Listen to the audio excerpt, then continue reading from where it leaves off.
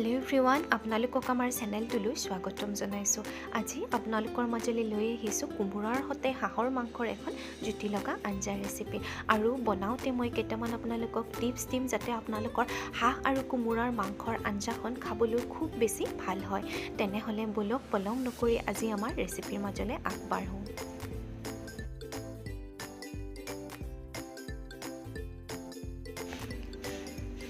ৰেচিপিটো বনাবৰ বাবে ব্যৱহাৰ কৰিছোঁ 1 কেজি হাঁহৰ মাংস, লগতে লৈছোঁ সোৱাদ অনুসৰি নিমখ, হালধি পাউডাৰ আৰু আদা নহৰু পেষ্ট। আৰু মই এটা পিঁয়াজ এনেদৰে কাটি লৈছোঁ। এতিয়া মই মাংসখিনি মেৰিনেট কৰি ল'ম। তাৰ বাবে কাটি থোৱা পিঁয়াজখিনি মই ইয়াতে দি দিছোঁ, লগতে দিছোঁ আদা নহৰু পেষ্টখিনি আৰু দিছোঁ সোৱাদ অনুসৰি নিমখ আৰু হালধি পাউডাৰ। আৰু এতিয়া ইয়াতে দি দিম প্ৰায় 1 চামুচমান সৰিয়হৰ তেল। আটাইখিনি দিয়াৰ পিছত মই এনেদৰে হাতেৰে ধুনীয়াকৈ মিহলাই ল'ম যাতে গোটেইখিনি ইনগ্ৰেডিয়েণ্টছ আৰু মাংসখিনি ধুনীয়াকৈ মিহলি হৈ যায়।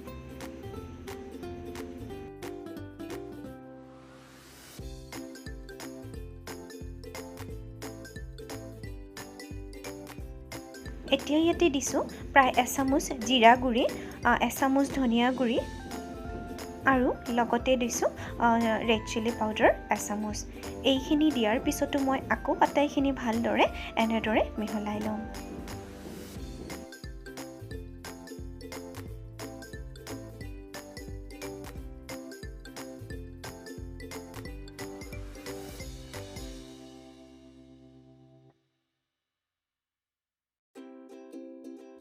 আটাইখিনি মিহলাই লোৱা হোৱাৰ পিছত মই এনেদৰে মাংসখিনি ঢাকি প্ৰায় আধা ঘণ্টামান ৰেষ্ট কৰিব দিম। এতিয়া এখন গেছত কেৰাহী পাতি দিছোঁ। কেৰাহীখন গৰম হোৱাৰ পিছত ইয়াতে দি দিছোঁ লং, দালচেনি, ইলাইচি আৰু জালুক, লগতে দিছোঁ প্ৰায় আধা চামুচ গোটা জিৰা। এইখিনি মই প্ৰায় 3 মিনিটমান সময় ৰোষ্ট কৰি ল'ম।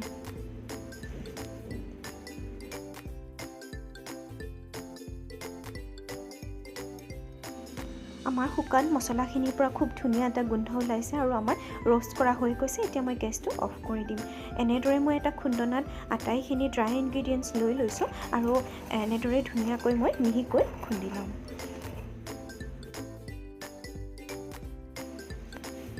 চাওক, আমাৰ শুকান মছলাখিনি খুব ধুনীয়াকৈ গুড়ি হৈ গ'ল। এনেদৰে যদি গৰম মছলা আমি ঘৰতে তৈয়াৰ কৰি হাঁহৰ মাংসত দিওঁ তেতিয়াহ'লে মাংসৰ টেষ্টটো খুব বেছি ভাল হয়। ইয়াত মই ব্যৱহাৰ কৰিম কোমোৰা। কোমোৰাখিনি মই এনেদৰে ডাঙৰ চাইজত কাটি লৈছোঁ গোটেইখিনি কোমোৰা, আৰু লগতে লৈছোঁ এটা বিলাহীখিনি দীঘলীয়া চাইজত কাটি লৈছোঁ, 2টা তেজপাত লৈছোঁ, 3টা কেঁচা জলকীয়া লৈছোঁ, 2টা পিঁয়াজ লৈছোঁ আৰু 2টা আলু লৈছোঁ।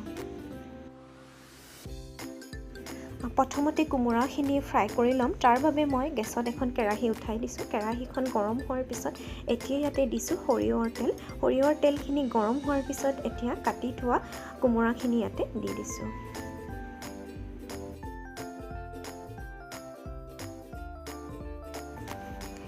এতিয়া ইয়াতে দিছোঁ অকণমান নিমখ দিলে কোমোৰাখিনি অতি কম সময়ত ধুনীয়াকৈ সিজি যাব।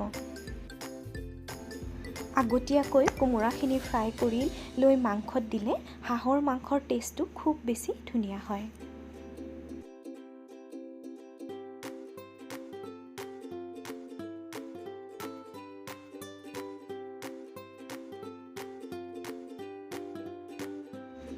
চাওক, আমাৰ কোমোৰাখিনি খুব ধুনীয়াকৈ ফ্ৰাই হৈ গ'ল আৰু এতিয়া মই এনেদৰে কোমোৰাখিনি নমাই থ'ম। কোমোৰা ফ্ৰাই কৰি লোৱা তেলখিনিতেই মই আলুখিনিও ফ্ৰাই কৰি ল'ম।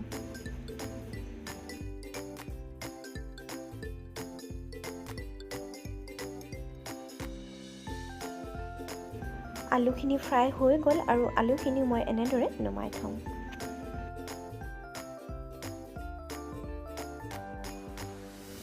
কোমোৰা আৰু আলু ফ্ৰাই কৰি লোৱা তেলখিনিতেই মই মাংসখিনি বনাম।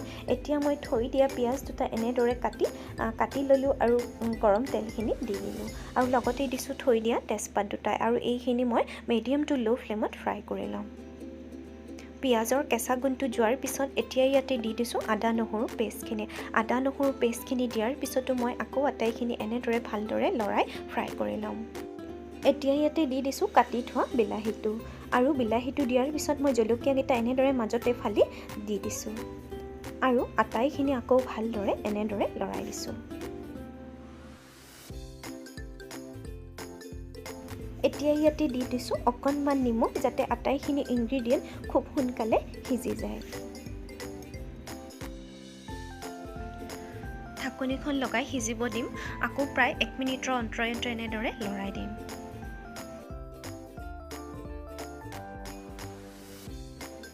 মাংসখিনি মেৰিনেট কৰি থোৱা প্ৰায় আধা ঘণ্টা হৈ গ'ল, আৰু এনেদৰে মেৰিনেট কৰি থ'লে মাংসৰ টেষ্টটো খুব বেছি ভাল হয়। আপোনালোকে ইনষ্টেণ্টো বনাব পাৰে।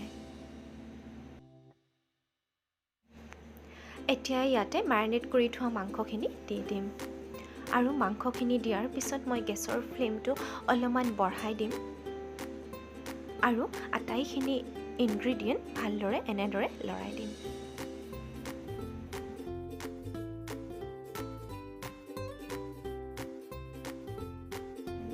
আটাইখিনি ভালদৰে লৰাই দি মই ঢাকনিখন লগাই সিজিবৰ বাবে ৰাখি দিম, আৰু প্ৰায় 5 মিনিটৰ অন্তৰে অন্তৰে এনেদৰে ঢাকনিখন গুচাই মাংসখিনি লৰাই দিম, আকৌ ঢাকনিখন লগাই দিম।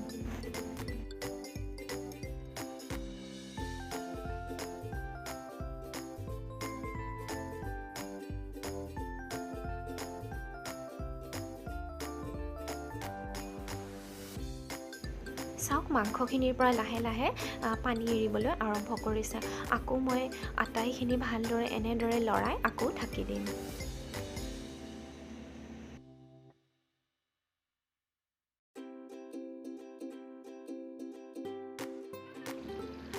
চাওক, মাংসখিনিৰ পৰা খুব ধুনীয়াকৈ তেল ওলাইছে, আৰু হাঁহৰ মাংস বনাওঁতে অকণমান সময়টো বেছি লাগে। সেইকাৰণে এনেদৰে মই লৰাই থাকিম আৰু ঢাকনিখন লগাই থ'ম, যাতে মাংসখিনি খুব ধুনীয়াকৈ সিজি যায়। এতিয়া ইয়াতে দি দিম ফ্ৰাই কৰি থোৱা কোমোৰা আৰু আলুখিনি। আলু আৰু কোমোৰাখিনি দিয়াৰ পিছত আকৌ আটাইখিনি মই এনেদৰে ভালদৰে লৰাই দিম।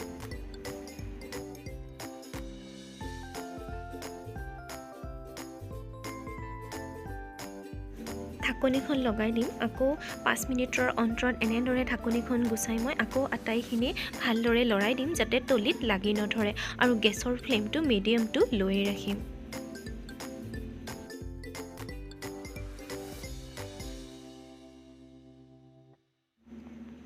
এতিয়া ইয়াতে দি দিম খুন্দি থোৱা শুকান মছলাখিনি।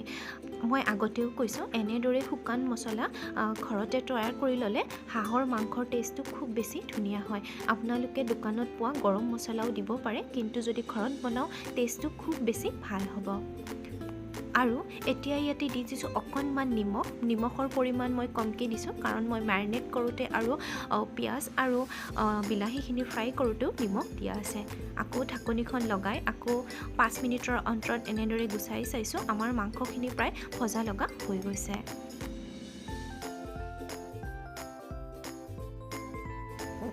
এতিয়া ইয়াতে দি দিছোঁ গৰম পানী। পানীৰ পৰিমাণ আপোনালোকৰ জোল যিমান বিচাৰে সিমানটো পৰিমাণতে আপোনালোকে দি দিব। পানী দিয়াৰ পিছত মই আকৌ আটাইখিনি ভালদৰে লৰাই দিছোঁ।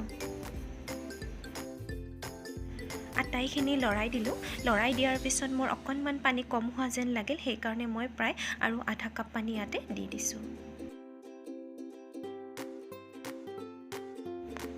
প্ৰায় 10 মিনিটমান সময়ৰ পিছত আমাৰ মাংসখিনি খুব ধুনীয়াকৈ উতলিবলৈ আৰম্ভ কৰিছে। এতিয়া একেবাৰে শেষত ইয়াতে দি দিম ধনিয়া পাত। ধনিয়া পাতখিনি দিয়াৰ পিছত আকৌ আটাইখিনি ভালদৰে উতলিবলৈ দিম। চাওক, আমাৰ কোমোৰাৰ সৈতে হাঁহৰ মাংসৰ আঞ্জাখন উতলিবলৈ আৰম্ভ কৰিছে, আৰু ইয়াৰ পৰা খুব ধুনীয়া গোন্ধ ওলাইছে, আৰু দেখিবও বহুত ভাল হৈছে। এতিয়া মই গেছটো অফ কৰি ঠাণ্ডা হ'বৰ বাবে দিম।